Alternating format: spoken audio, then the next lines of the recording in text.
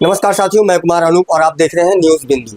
इस वक्त हमारे साथ मौजूद है अश्विन कसोदरिया, जो कि शिवसेना सिंधे गुट से 20 नंबर वार्ड से चुनाव मैदान में उतरे हैं। हम सीधे इनसे जानने का प्रयास करेंगे किन मुद्दों को लेकर के चुनाव मैदान में उतरे हैं। बहुत बहुत स्वागत है सर हमारे चैनल में आपका। सबसे पहले तो आपका परिचय आप बताएं। आपका बहुत बहुत धन्यवाद।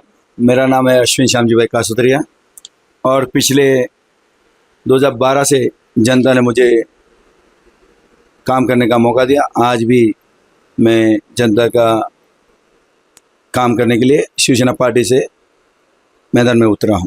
इसके पहले आप बीजेपी से नगर सेवक चुन के आए थे, तो ऐसा क्या हुआ जो आपने नरेंद्र मेहता को छोड़कर पूर्व विधायक गीता जैन का दामन थाम लिया?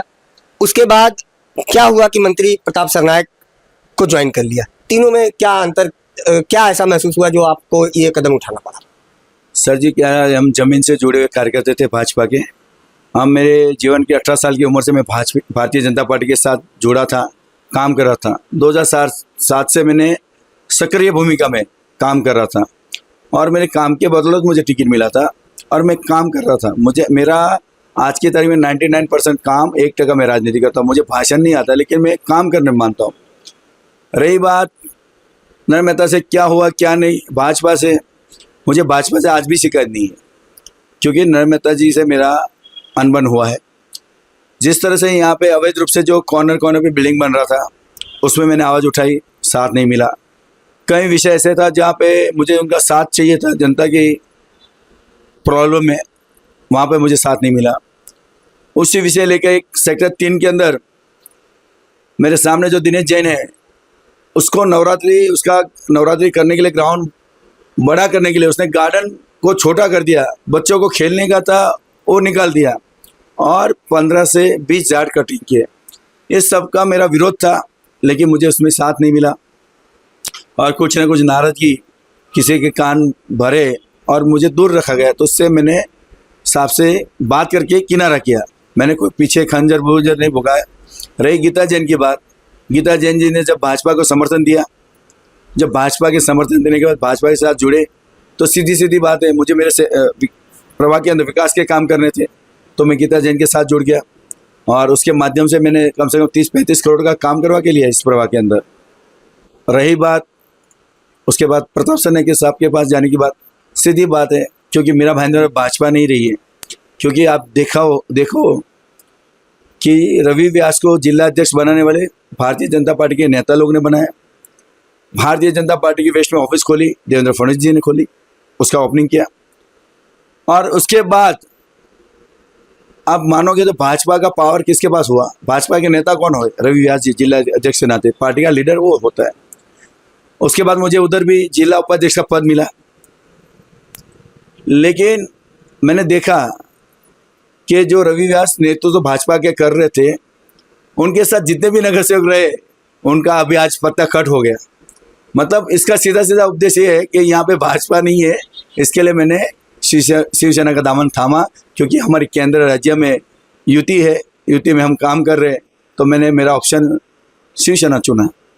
अभी हाल ही में आपने चुनाव कैंपेनिंग के दौरान बीजेपी द्वारा आचार संहिता का उल्लंघन किया गया, जिसकी शिकायत आपने किया।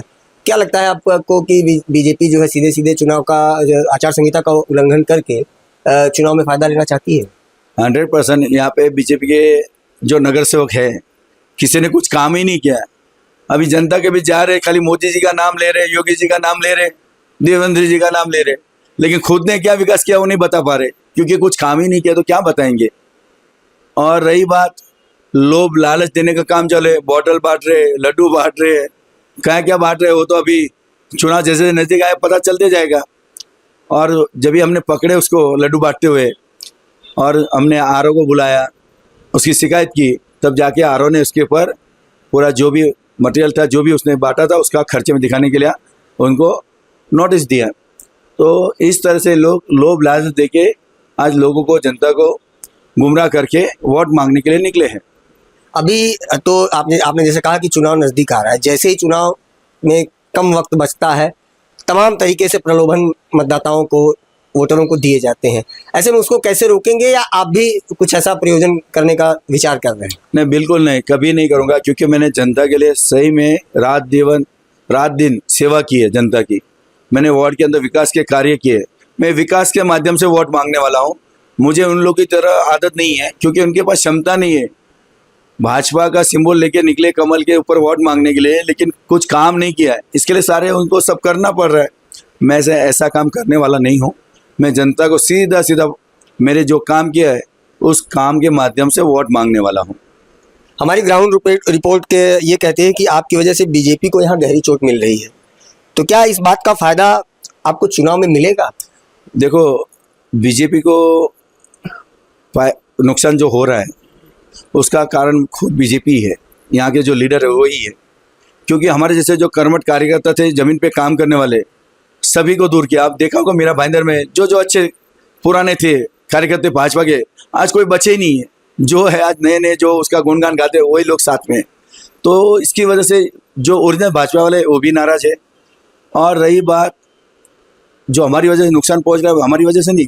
हमने जो काम किया जनता को पसंद है और जनता इनको चुन के लाएगी, क्योंकि जनता का चुनाव है। जो काम करेगा वही राज करेगा, ये जनता का उपदेश है, उनका मन की बात है। इसके लिए यहाँ पे जो माहौल है पूरा शिवसेना की चारों सीट निकल रही है, ऐसे मुझे ऐसा दिख रहा है।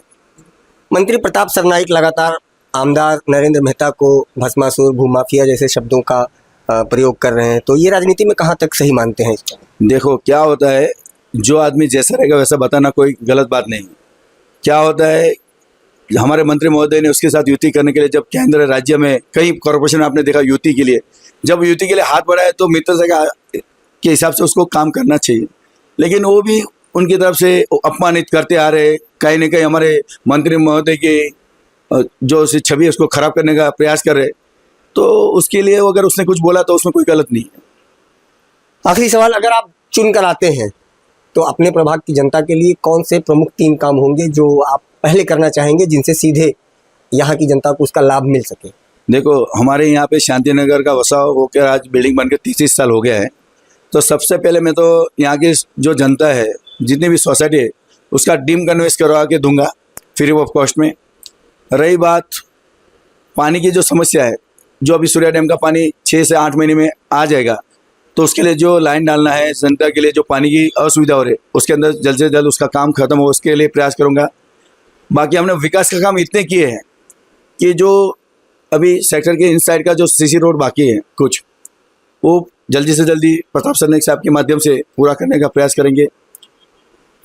चौथी बात है कि यहाँ पे जो गार्डन है, अब पूरे मीरा भाईंदर में हमारे महापौर भाजपा के एक नारा दिया था गार्डन सिटी, लेकिन उसी ने ये प्रभाग 20 के 16 गार्डन मैदान लावारिस कर दिया और बिल्डर के हाथ में दे दिया। तो ये जो गार्डन लावारिस हो गया है, आज बिल्डर के ताबे में है, जनता की प्रॉपर्टी है। तो हमारा प्रयास रहेगा कि जनता की प्रॉपर्टी जनता को वापस मिले। वहाँ पे जो गार्डन के अंदर आज चर्ची गर्दुले, जो ड्रग्स का बहुत पैमाने पे हो रहा है, उससे मुक्ति दिलाने का मेरा काम रहेगा। और बाकी की जो जनता की समस्या है, जनता के पास हम जाएंगे, जनता को जो काम चाहिए उसमें हम राहत दिलाने का काम करेंगे। जिस तरह से कॉरपोरेशन 2017 से 22 में भारतीय जनता पार्टी के नेतृत्व करने वाले नरेंद्र मेहता के अंदर में जिस तरह से कॉरपोरेशन माइनस हो गया, 300 करोड़ के अधिक से माइनस है, और इसका बोझ जो जनता पे आज टैक्स के माध्यम से जा रहे हैं, तो हम चाहते हैं कि हमारी सत्ता आने के बाद जनता को राहत दिलाने का अवश्य हम लोग करेंगे। और आगे ऐसा ध्यान रखेंगे कि जनता पे ज़्यादा बोझ नहीं आए और जनता को जो चाहिए वैसा ही काम होगा। ये थे हमारे साथ अश्विन कसोदरिया, जिन्होंने बताया कि चुनाव में किस तरह ये विकास के मुद्दों को लेकर के मैदान में उतरे हैं और जीत ये सुनिश्चित करेंगे। आप देख रहे हैं न्यूज़ बिंदु, मैं अनूप कुमार, नमस्कार।